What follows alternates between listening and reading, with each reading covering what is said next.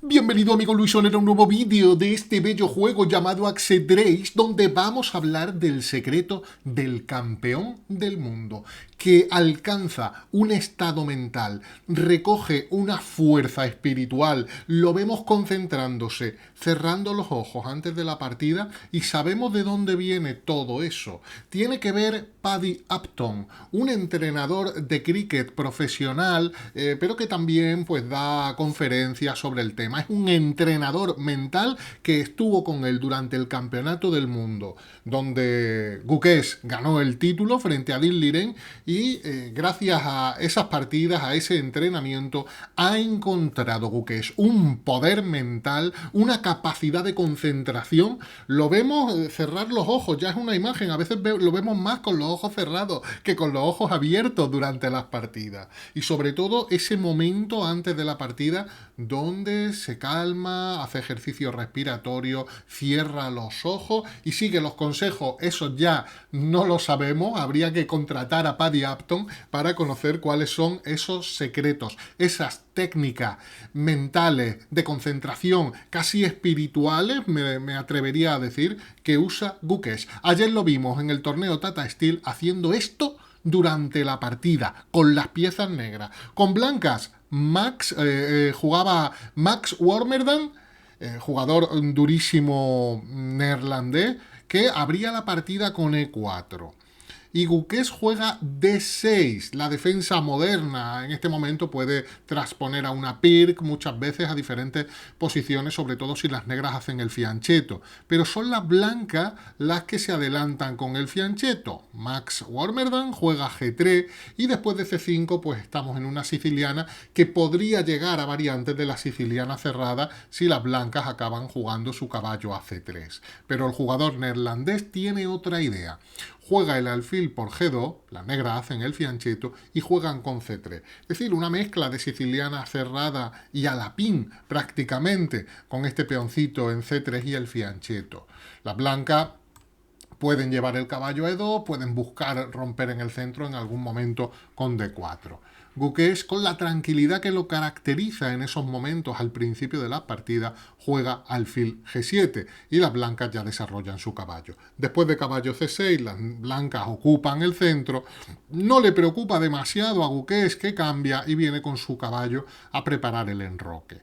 Caballo C3 defiende el centro, las negras enrocan y las blancas, antes de enrocar, prefieren jugar H3, controlando la casilla G4 y a veces de ese modo cuando te enrocas luego tienes incluso la casilla H2 para el rey, para que no te ataquen con alfil y dama a H3 y también por supuesto esto permite sobre todo llevar el alfil a E3 a defender el centro sin que te tengas que preocupar de un posible caballo G4.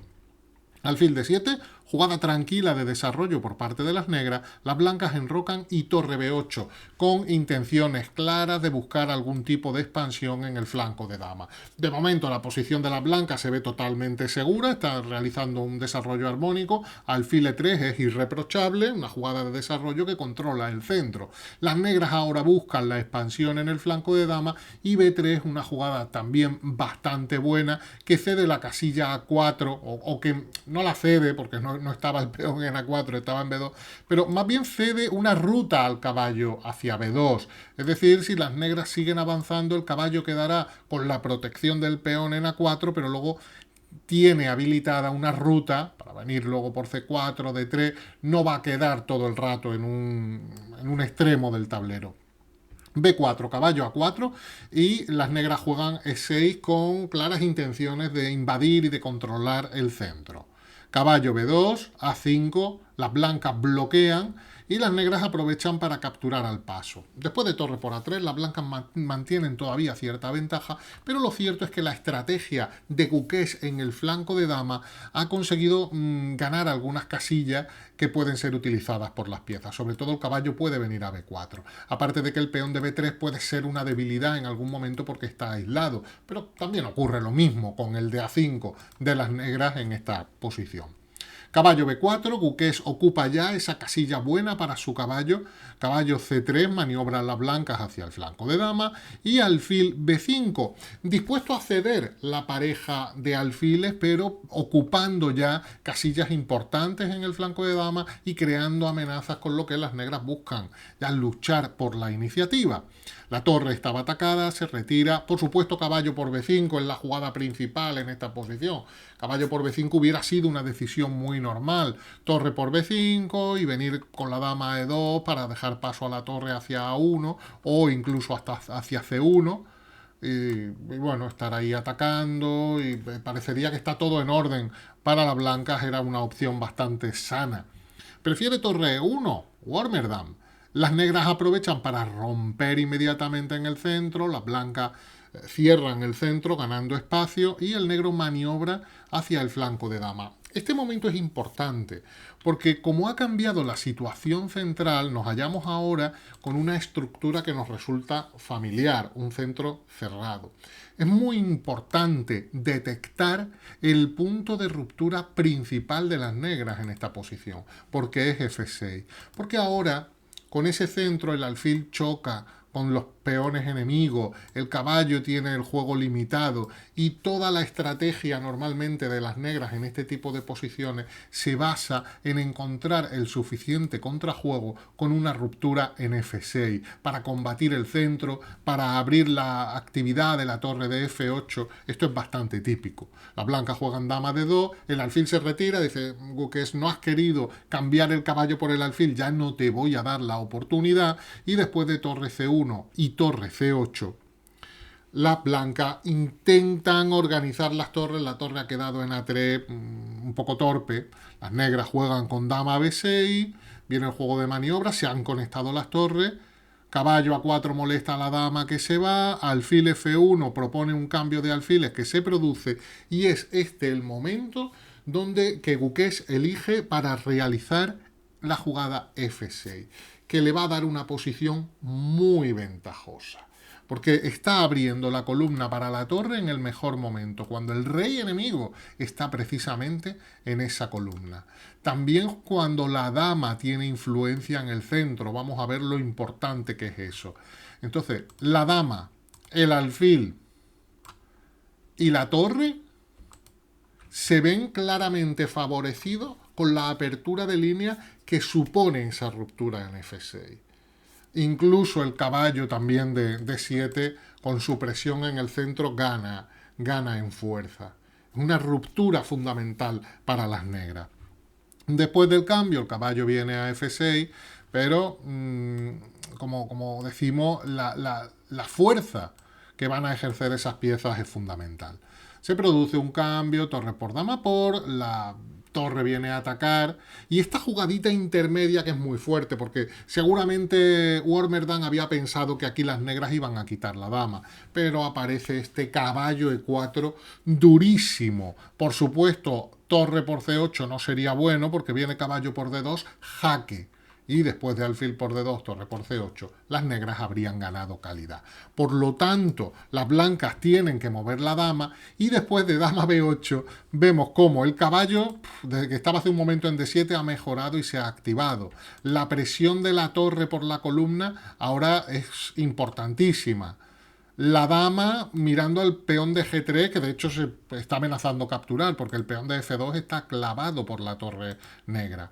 El caballo durísimo en E4, la presión del alfil, es una posición donde todas las piezas juegan de manera armónica, coordinada, contra el flanco del rey de las blancas. Quita el rey y, claro, la cuestión es qué pasaba si rey G2 en esta posición, que seguramente era lo mejor. Aquí había diferentes maneras de jugar, pero una de las más bonitas es alfil a H6, jugando contra el alfil que defiende F2. Estamos regalando el alfil, pero si nos capturan, estamos entrando en F2, estamos en... Bueno, aquí incluso habría un mate muy artístico, entregar la torre para capturar en G3 con jaque y provocar este jaque mate. Es decir, al desviar al alfil que protegía F2, las negras están entrando con dama y caballo y con la torre de manera decisiva, ¿no? Por eso aquí es tan importante esta jugadita. Alfil a H6 desviando, jugando contra la pieza defensora. Una idea estratégica súper importante en el ajedrez. Súper importante. Cuando la posición del enroque enemigo se defiende, que estamos atacando, se defiende especialmente con una pieza, hay que luchar contra esa pieza. Cambiándola, expulsándola, eliminándola con un sacrificio, desviándola como sería con esta jugada, pero es una idea muy importante. Bueno, pues no se llegó a producir porque juega rey G1 y aquí vale el sacrificio directo caballo por G3. No puede ser aceptado porque nos va a llevar a mate. Si peón por la dama entra aquí, después capturo aquí con jaque, después capturo aquí con jaque y después, bueno, va a entrar la torre, el alfil. Estamos ganando claramente. Sobre todo va a venir la torre F2, ¿no? Algo así, y la torre F2 y ya estoy amenazando ahí entrar con mate rápidamente. Así que después de caballo por ya está perdido el blanco, hizo caballo C5, las negras maniobran con el caballo a F5, presionando en E3, la dama viene a defender E6, el blanco viene, hemos ganado un peón, está todo en orden, tenemos una presión brutal en el punto D4, hasta tal punto que después de caballo a F4 cae el peón, las blancas deciden que ha sido suficiente hasta aquí, abandonan, vaya partida de Gukesh.